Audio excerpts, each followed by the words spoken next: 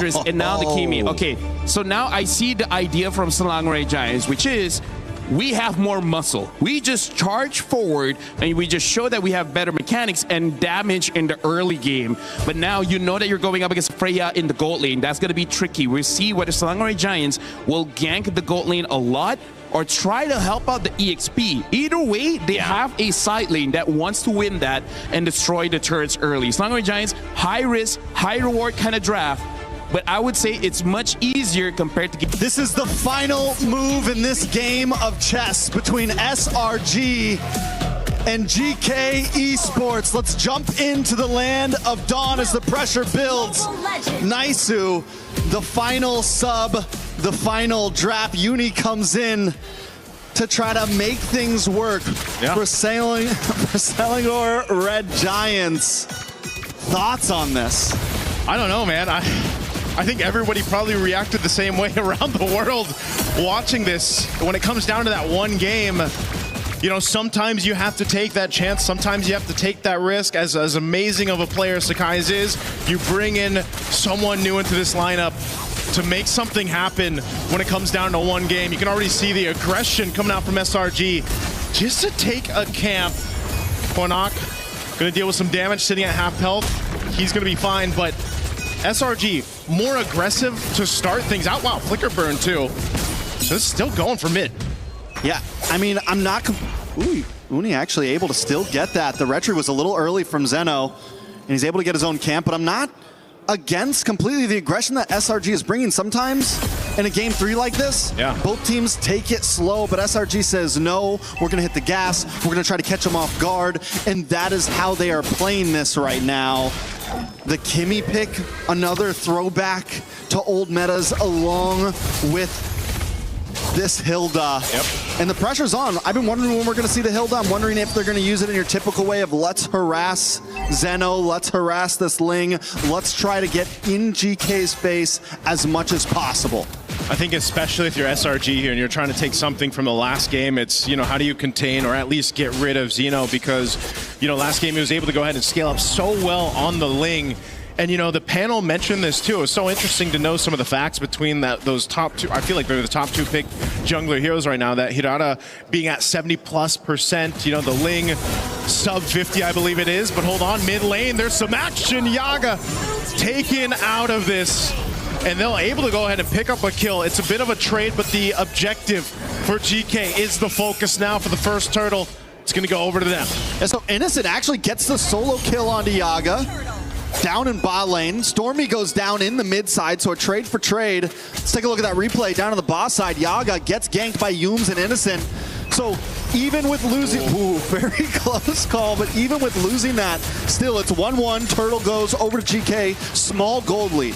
Yeah, small gold lead to work with either team. You know, they can't let this gold lead get out of hand once we get to that mid game. And you know, if you're looking for picks across the map, that might be some of the best cases that you can go for if you can't fight for the objectives yet. An early kill too, going over to Innocent does help, of course, with that Brody. You know, you get the Blade of Hepsies locked in early. You can start to go ahead and build on that. It is going to be a bit of a difficult lane for him, just because, again, you got Freya to work against. For Yaga, you know, he's running that Warcry emblem, so that's why you want that space to work with. That's why the hero that Brody helps really deal with that. All right, so things have kind of slowed down after the initial few minutes of aggression, or maybe not just yet. A little bit of action in the mid. Everyone should back off. Nothing too crazy to happen, but no. Oh, they're going to go for it anyway. Whoa, the beacon was gone, and Quanok next. Shen, the next to follow. Zeno's here, though. Tempest Blaze dropping down. Going to be looking for Cram or anyone he can find, and Zeno goes on through with the Tempest of Blades to pick up a kill for himself. Zeno continues to be the bane of SRG right now. It's been, what, 3 games of Ling, and every game he seems to step it up a little bit more and more. And, you know, this was an amazing play.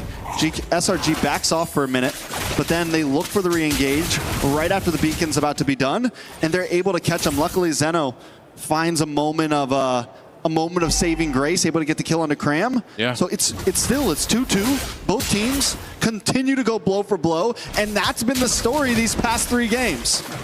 So far, it's been such a interesting series for this one. You know, just from game 1 to game 2, how one-sided for each team it was. And now at this point, you know, relatively even as we get our way to the second turtle. And you have SRG trying to get this secured already, as Uni's going to go ahead and work on it. Meanwhile, mid lane, there's going to be a fight breaking out. Quanok already burned the beacon. Both gold laners going to make their way. Xeno goes in, but SRG will win the retry. But can they win the fight as Cram is taken out?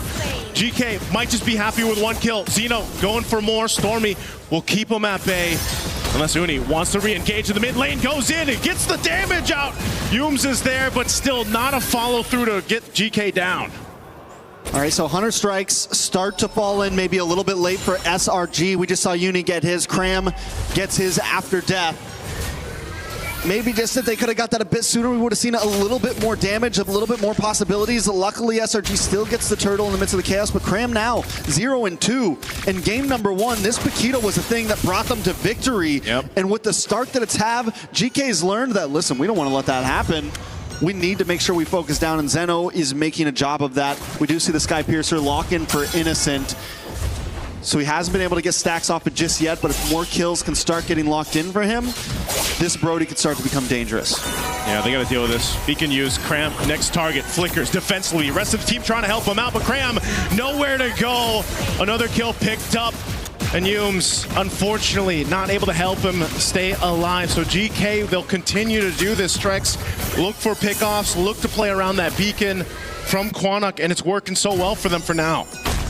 SRG, this game, not really waiting for the power spikes to hit. Yes, Cram got the Hunter Strike, but still, you can't just go in like that, especially when you are behind, especially with the composition that GK has. I think the goal should have been to wait just a little bit longer, maybe another minute or 2 to really start trying to make those plays happen, especially since he's already taken 2 deaths, and now it's 3 deaths. So hopefully Cram can kind of back off a little bit, slow it down, wait for your time to shine. It's what you did in game number 1, and it's what you're gonna have to do in game number 3 to get this victory. GK, on the other hand, just need to keep capitalizing on these small mistakes.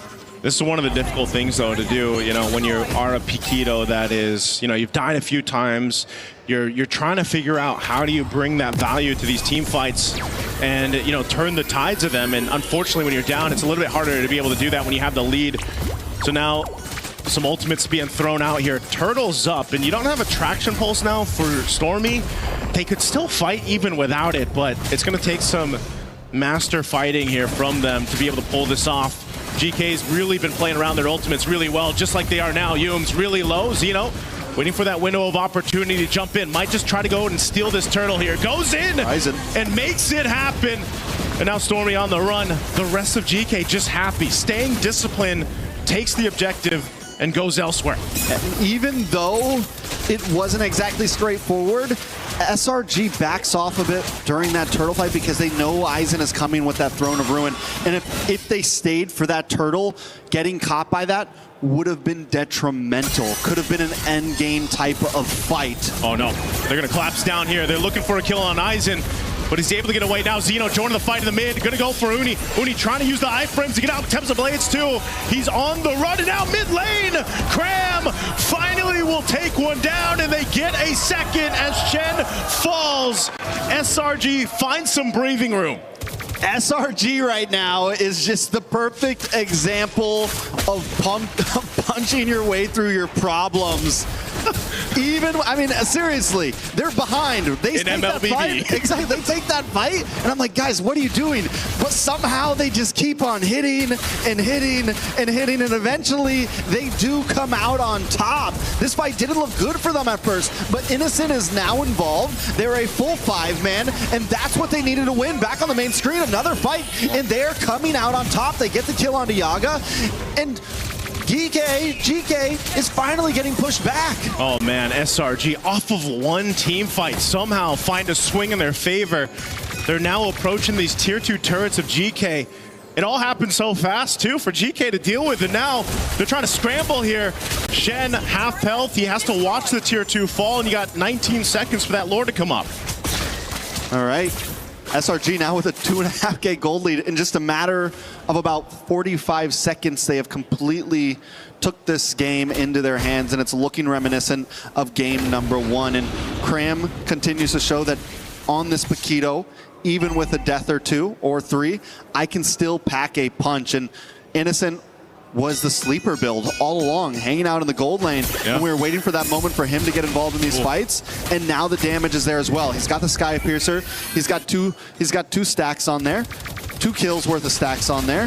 He's feeling himself right now, and SRG, this is going to continue to scale upwards and upwards. Yeah, those stacks really are something to worry about. They're going to blitz this Lord, going for it. A Gleam comes through, Uni! SRG gets the Lord, they're going to be able to collapse down on the fight. A couple flickers on the defense from GK. Cram looking for the reinitiation. They're going on Shen. Shen has nowhere to go. Another stack for Innocent, and they find a double. Add another one to Innocent Sky Piercer. 5-0-1 on Innocent. Shen sacrificed himself to make sure that Zeno can get the purple buff, but the fact that Quinnock falls after that might be a little bit too much for GK to hold on to. It's a 5K gold lead, and a Lord is coming soon. Oh, this was worked so well. Again, they blitzed it. They tried to go in for an attempt. They're knocking on the base turrets now, too. Back in the live cam. Traction pulse already thrown out, sending GK back to heal up. They're going to defend this Lord push. SRG with a swing in their favor. Uni jumps in, bringing down half health bars for GK. They're going to collapse down anyway. Cram's in the base, punching, looking for Yaga. Innocent Finds him as well. Takes out Aizen. SRG